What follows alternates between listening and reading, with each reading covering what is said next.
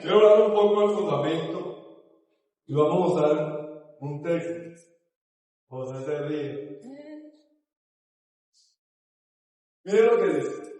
Así que ya no soy extranjero ni advenedizo. ¿No soy qué?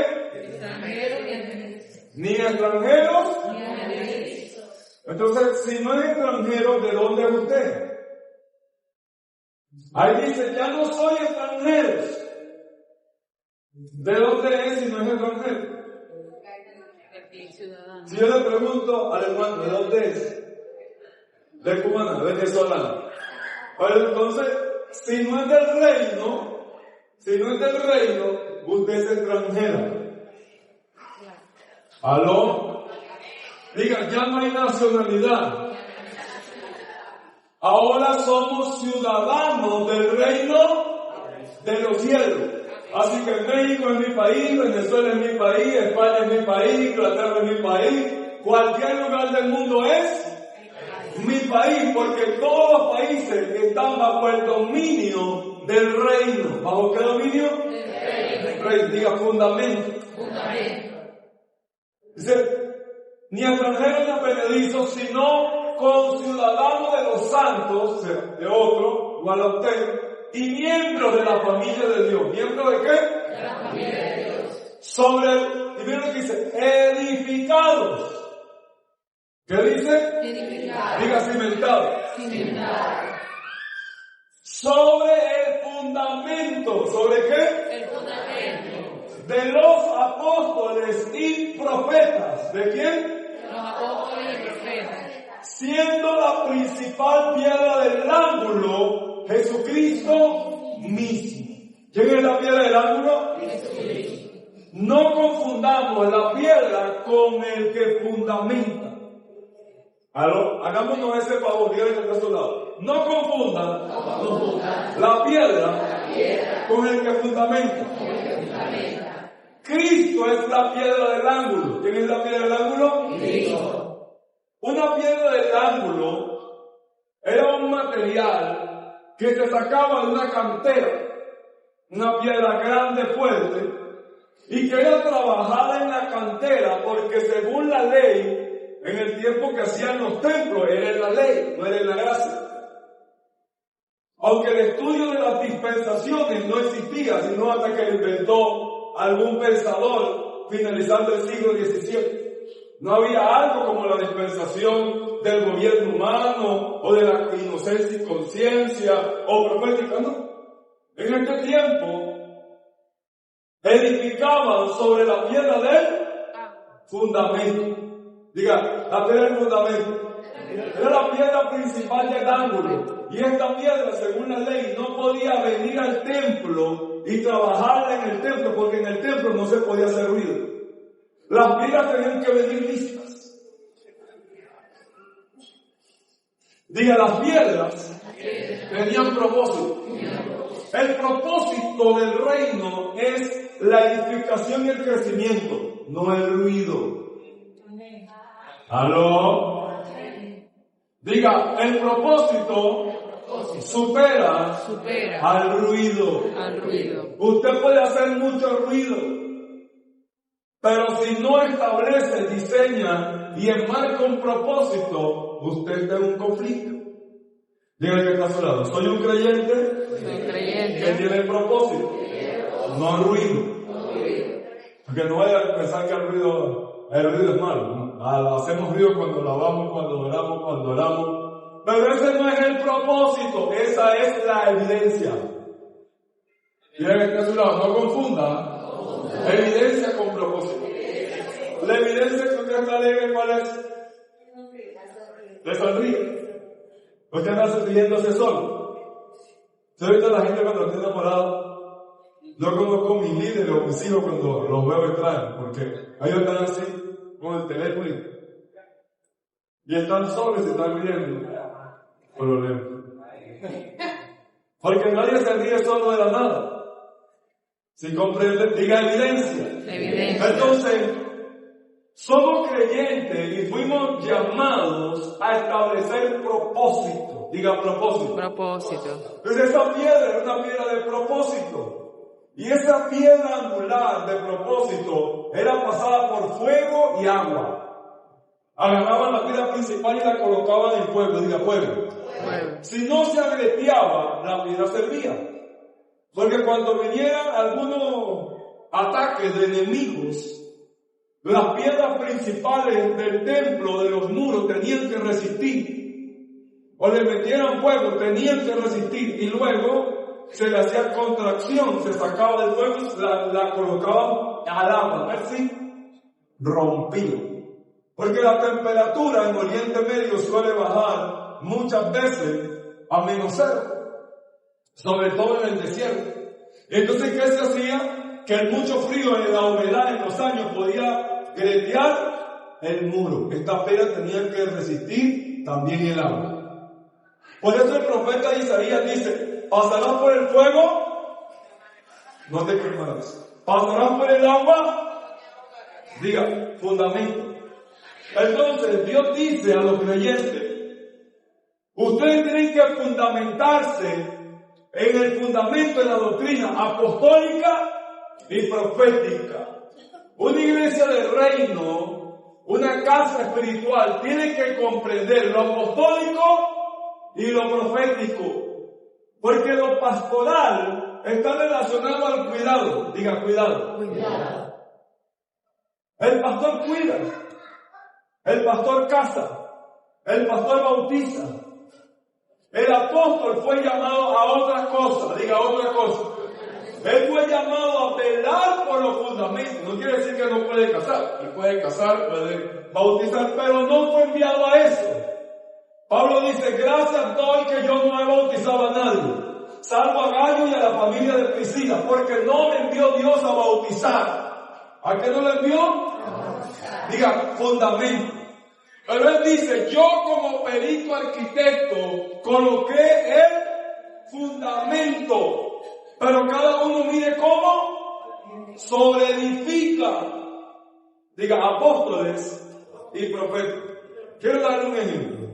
Todo el pueblo judío o el pensamiento bíblico es un pensamiento profético. Diga, pensamiento profético. Por eso es que se le dice, levante las manos, porque cuando usted levante las manos son señales proféticas. Cuando usted se mueve son señales proféticas. Cuando usted se sacude son señales proféticas. Cuando usted corre son señales proféticas. Usted no puede decir, ¿cómo está? Bien. ¿Y cómo se siente? Bien. ¿Y está contento? Sí. Si este hermano tiene algo extraño. Algo extraño tiene ese hermano. ¿Por qué? Porque la señal queda distinto a lo que dice. Diga un pueblo profético. Entonces Dios necesita un pueblo profético. Porque había una tribu entre todas las tribus de Israel llamada la tribu de Isaacar. Y la tribu de Isaacar era la tribu que entendía los tiempos. ¿Qué entendía? Los tiempos. Querían preparar un pueblo profético. Diga profético. Por eso que en Israel los altares son proféticos. ¿Sabía eso? Usted no puede levantar un altar sin ponerle nombre. Los altares son proféticos. Jacob se quedó dormido, puso una piedra y llamó a aquel lugar Betel. Bet, que es casa, y él, que es Dios. Betel, la casa de Dios. Los nombres de la gente eran proféticos. Noé tiene 3 hijos, Sem, Can y Jafet. Y mire cómo tiene la relación esto. Jafet significa pensador en hebreo. Jafet, el que piensa. ¿Y cómo es todo el pueblo europeo? Los dueños del conocimiento. ¿Vienen de quién? De Jafet. El nombre hizo honor y es el continente ¿qué? Europeo. Ahora, Sem, que es Shem en hebreo, significa nombre, diga nombre. No tiene una esencia única, es multifacético. Ser puede ser cualquier cosa. Y de ahí es que viene el Cristo, y por eso se llaman pueblos semitas. Diga profético. Por eso Dios lo puede usar usted en cualquier cosa, de acuerdo a la manifestación de lo que Él quiere hacer con usted. Diga ser. Pero hay un pueblo llamado Can, un hijo se llama Can. Y Can significa ardiente. Diga, ardiente. Y el pueblo, biológicamente hablando, de los hijos de Noé y de los semitas entre Sem, Cam y Jafet, que está más poblado de quién? Cam, el continente africano. Es el segundo continente mayor poblado del mundo. Ahora, ¿porque son qué? Diga, caliente, ardiente. ¿Usted ve los bailes de los negros cómo son? No tengo nada con la persona de piel oscura, tengo familia de piel oscura, o sea, la moca. Pero ¿ustedes cómo son los bailes? ¿Ustedes cómo es la samba brasilera? ¿Ustedes cómo son los bailes africanos? Porque ellos son ¿qué? Calientes.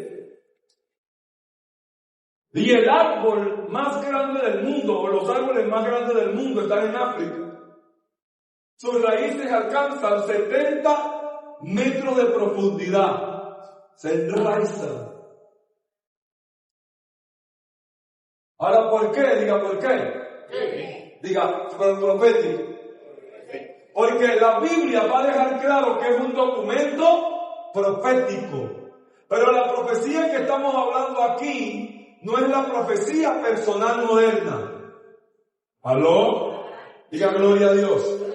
No es la profecía, así dice el Señor, te voy a dar un carro. No, esa no es la profecía que estamos hablando. La profecía que está hablando aquí, no es que ese es tu esposo, tu esposa. No, esa no es la profecía. Hay que tener cuidado, diga, fundamento. Profético y apostólico. ¿Sabía que Dios no da esposa ni esposo? Para algo ser bíblico tiene que tener 3 testigos. Diga, 3 testigos. 3 testigos. Tiene que aparecer 3 veces en la Biblia. Y para que sea una doctrina tiene que aparecer en todos los capítulos al menos un versículo. Bueno, se ha cimentado el Congreso. Asegúrense que voy bajando. Yo empezaba a poner bloques pesados. Entonces, ninguna selección de matrimonio tiene 3 respaldos o versículos que lo respalden en la Biblia. No es bíblico. No se ponga a orar para que Dios le diga, o use un profeta para que diga cuál es su esposo o su esposa. No es bíblico. Y si se lo dicen, espere confirmación de Dios. Y que Dios se lo diga a usted primero. Porque no es bíblico. Dios dice, júntese cada oveja con su pareja. ¿Cada qué? Cada oveja con su pareja. Y hubo un ruido y se unió cada hueso con su hueso. Diga, ¿es hueso de mi hueso? ¿Y carne de mi carne? Entonces usted no puede relacionarse, diga, fundamento profético. Usted no puede relacionarse con quien no se mueve como usted se mueve, con quien no tiene lo que usted no tiene, con quien no va donde usted no va. Se convierte en un yugo desigual. ¿Y qué es un yugo desigual? En la Biblia es cuando ponían a un buey a arar con un asno. Yugo desigual. No tenían 2 bueyes, ni 2 asnos, ni uno, porque el asno lo usaban para la carga y el buey para el arado, y cuando venía la cosa que hacían, pongámoslo. Pero Dios le dijo a Israel, no colocarás a un buey a arar con un asno. Ahora, ¿por qué? Diga, ¿por qué? Se enfermaban los 2. ¿Sí? El buey, cuando siente más presión, dobla las rodillas. Se hinca. Como si estuviera orando, entendiendo que su dependencia no viene de él. Se hinca, y cuando siente fuerza, vuelve otra vez. Y cuando él vuelve otra vez, como el pobre burrito no puede más, ¿qué hace? El buey lo arrastra con toda la carga. Y le parte las patas, y el pobre burrito ya no da para más. Diga, lo daña. Pero el buey también se contiene cuánto peso podía llevar, y era lo que le colocaban en la rastra. Cuando se le suma lo del asno, sus huesos de la columna, sus discos, empiezan a rotarse. Y el buey, después de arrastrar a aquel burro, queda herniado. Diga, se dañan los dos. Diga, fundamento. Entonces, proféticamente, usted tiene que caminar con gente que está marcada en su dimensión profética o en su línea profética. Diga, profético. Porque Dios tiene un pueblo profético. Diga, somos un pueblo profético. Y tenemos una cultura, diga, profética. Pero es profético de la Biblia. Comienza a declarar lo que Dios dice. Hay gente que espera que le dé una profecía. No, declare lo que Dios dice. Mis hijas serán columnas labradas en medio del palacio de un gran rey. Mi esposa será una viña que se extenderá a derecha y izquierda y dará muchos frutos. Diga, profético. Pero si usted está esperando que le profeticen o venga un profeta y le profetice, para usted ser profético, usted no es profético. Usted es... No le voy a decir eso. Vamos a servir. Carlos. Dígalo, por favor. El domingo. Diga, profético. Pero también somos apostólicos. Diga, apostólico. La palabra apóstol proviene del hebreo Sheliach. Sheliach, que significa comisionado. Diga, comisionado. Una iglesia apostólica, un cuerpo apostólico es uno que tiene una comisión. Diga, una comisión. Los apóstoles no hacían todo lo mismo. Quiero que escuche esto, esto lo va a bendecir. Los apóstoles no hacían todo lo mismo. Por eso usted ve apóstol y dice, pero aquel apóstol dijo esto y este apóstol dijo y este otro apóstol a la Biblia y dijo que ninguno de los dos. ¿Cuál tendrá la razón? Los tres.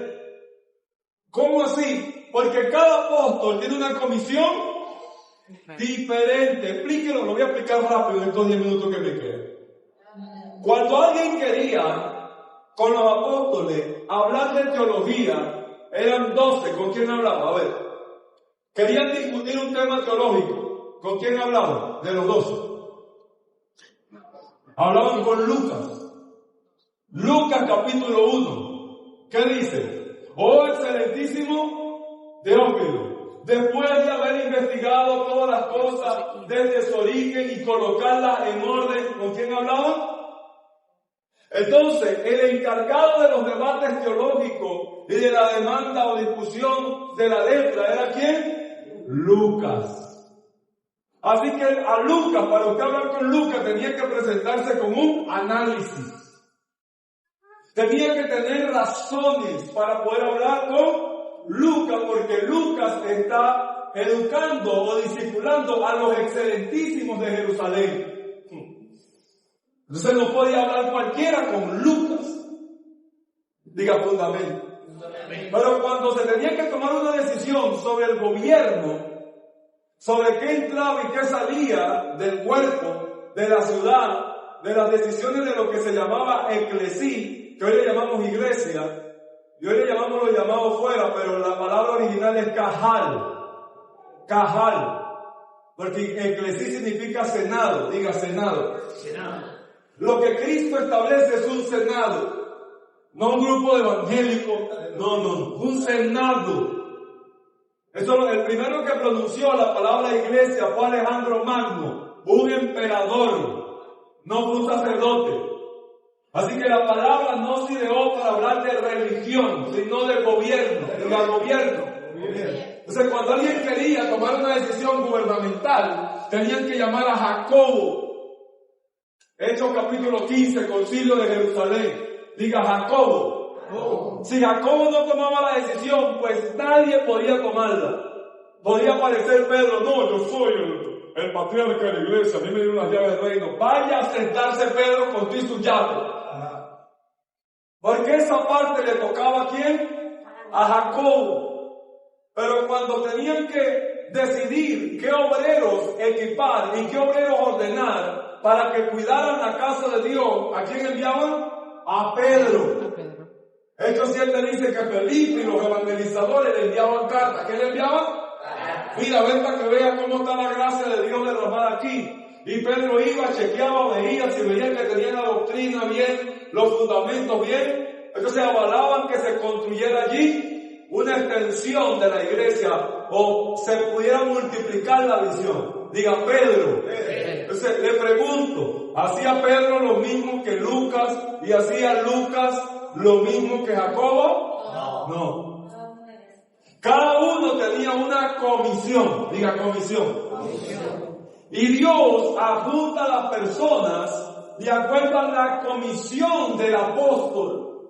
¿Sí? Si la comisión es política, entonces Dios lo va a relacionar con gente que opera dentro de la visión y estructura política. Si la visión es empresarial, Dios lo va a juntar con gente que desarrolla empresas. Y eso mismo es lo que va a empezar a mover la unción de la casa. Si su apóstol es empresario, todos ustedes van a comenzar a emprender, a levantar empresas, a registrar, a desarrollar, porque esa es la esencia, la comisión. Diga comisión. Entonces ahí dice que hay un fundamento apostólico. Diga apostólico. Entonces cuando hay fundamento apostólico, la gente crece. Diga crece. ¿Por qué? Ejemplo, a veces decimos, vamos a orar por la ofrenda, orar por los diezmos. Diga fundamento apostólico. El fundamento apostólico es que por prosperidad no se ora, por prosperidad se siembra. Aló. Ore todo lo que quiera por su ofrenda y su diezmo y su vida material. Hasta que no siempre no pasa nada. Dígamelo por la Biblia. Dios le dice a Moisés, Moisés, ven acá. ¿Qué tú estás haciendo? Yo estoy aquí con el pueblo. ¿Y qué tú estás haciendo ahí? No, yo estoy aquí. Aquí con el pueblo. Moisés sacó el pueblo para que lo adorara, pero estaba haciendo nada con el pueblo. Y hay gente, escucha esto, apóstol, hay gente que no va a avanzar hasta que no lo demandes. Entonces Dios le dice a Moisés, llama al pueblo y dile que el que tenga oro, que traiga oro. El que tenga plata, que traiga plata. El que tenga bronce, que traiga bronce. El que tenga piedra preciosa, piedra de tejón. Escuche, entonces le dice, hijo de José, ¿cómo? O sea, algo tienes que tener. Sí, porque es que hay gente que, no, amor, yo no tengo nada. Y pasan 5 años, se conviven contigo y nunca tienen nada, pero estrenan todos los años, cambian de carro, se compran el nuevo teléfono.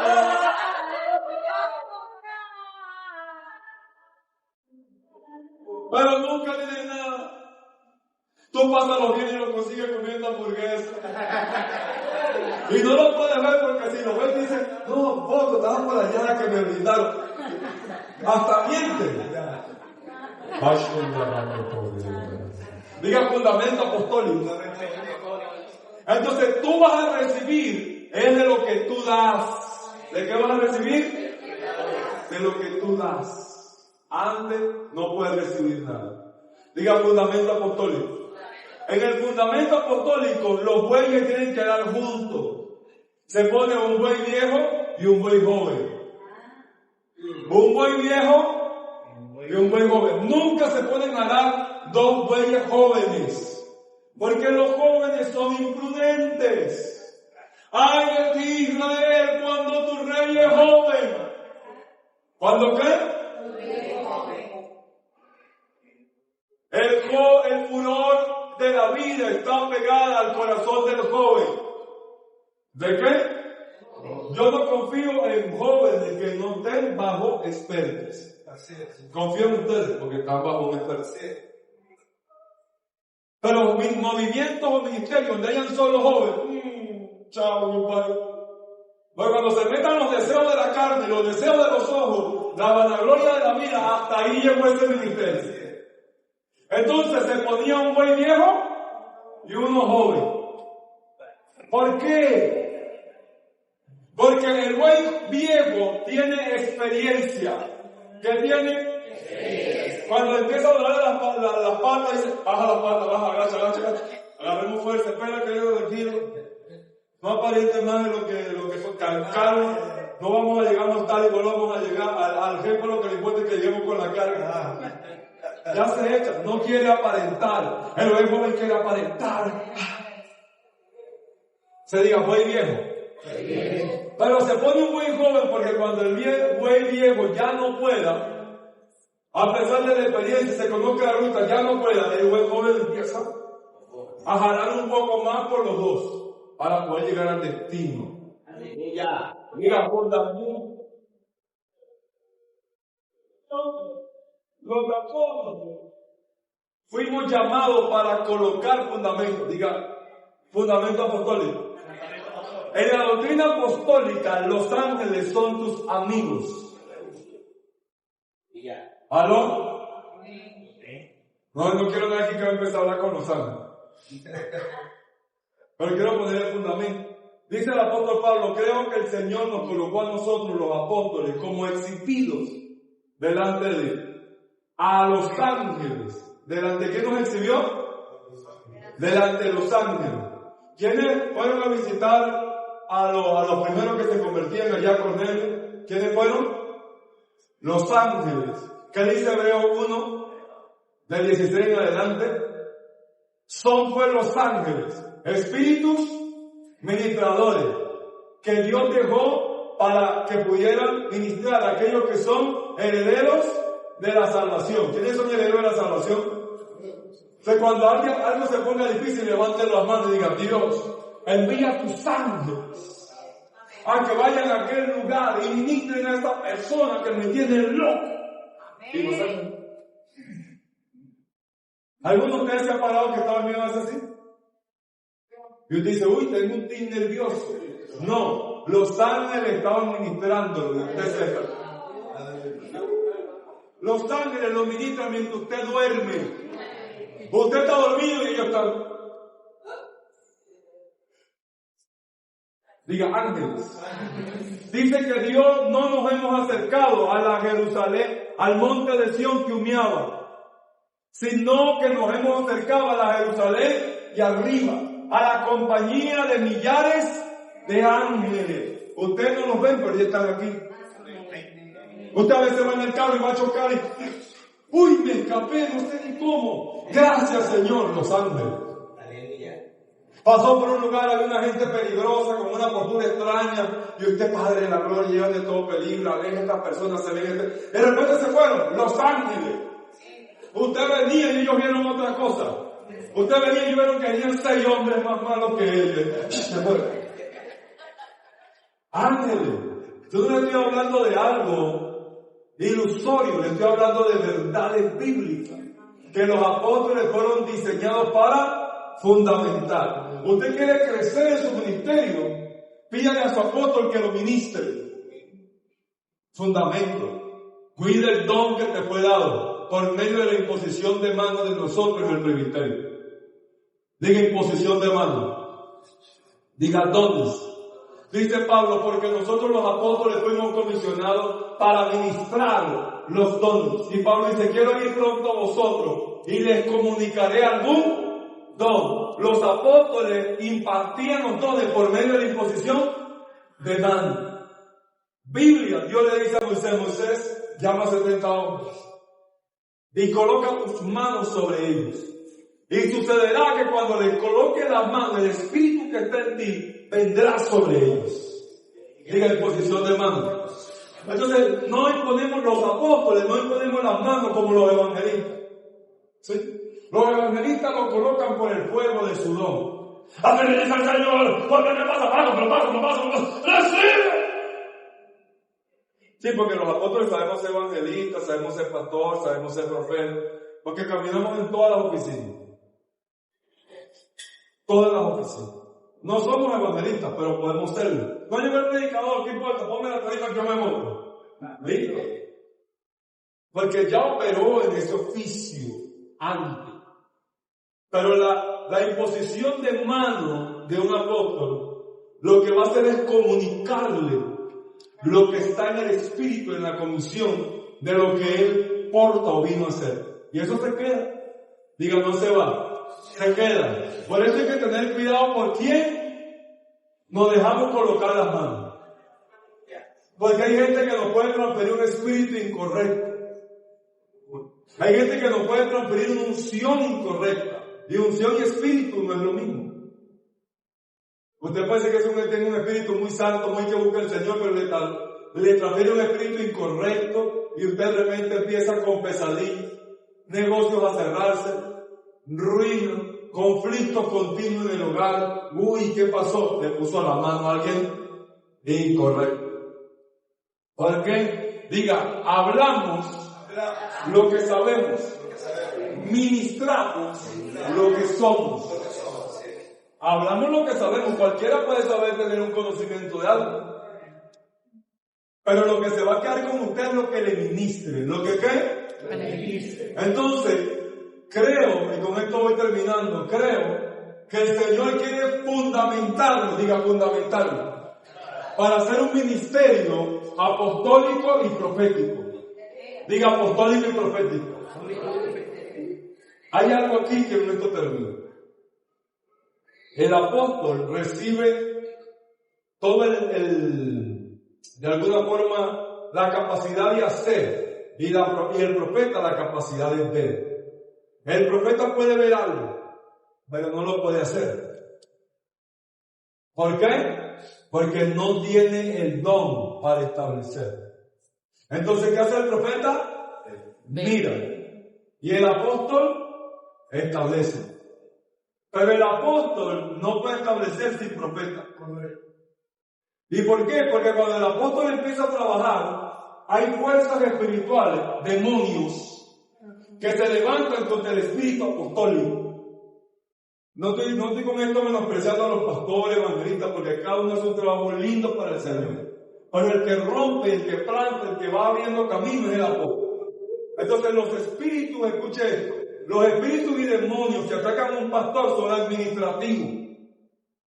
Diga, demonios contra pastores, maestros y evangelistas son administrativos. Demonios y espíritus de corte administrativo. Pero los demonios que atacan al ministerio apostólico y profético son territoriales. Los demonios son territoriales. Por eso que cuando alguien dice, soy apóstol, agárrese, que aquí la guerra cambió. Aquí no va a ser la misma guerra de un pastor o de un apóstol.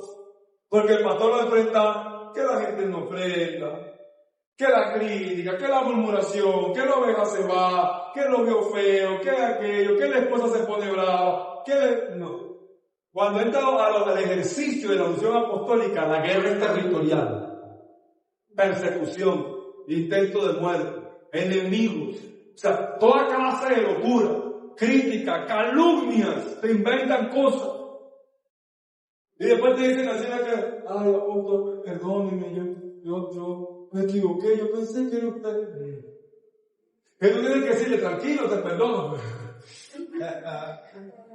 Sí, porque uno se lo quiere comer. No se lo come porque hay una unción que uno tiene que resguardar. Sí, porque la misma unción, aprendí esto con los años. La misma unción que me defiende es la misma unción que pelea por mí. Entonces, cuando usted va a interpretar lo apostólico y se va a convertir en una iglesia apostólica numerosa, sepa que va a tener guerra. ¿Va a tener qué? Guerra. Entonces no quiero que vaya a la guerra ignorante.